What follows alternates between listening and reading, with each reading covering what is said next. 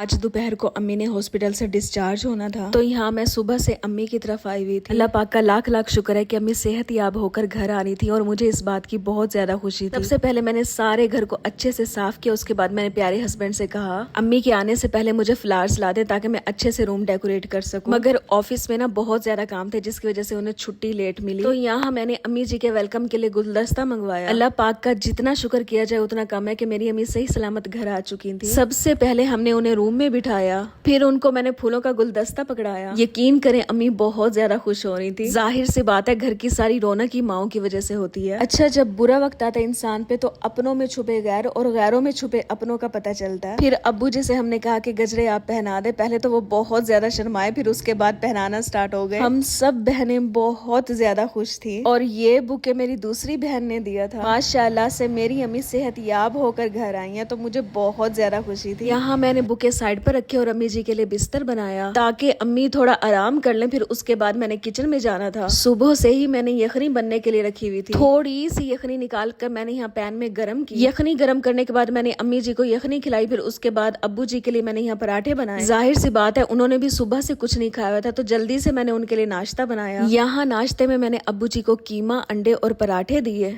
अम्मी तो बीमार थी, किचन में नहीं आ सकती थी। सारा किचन संभालना, एक एक चीज देखना, ये काम मुझे थोड़ा सा मुश्किल लग रहा था, मगर अल्लाह का शुक्र है सारा काम अच्छे से हैंडल हो गया।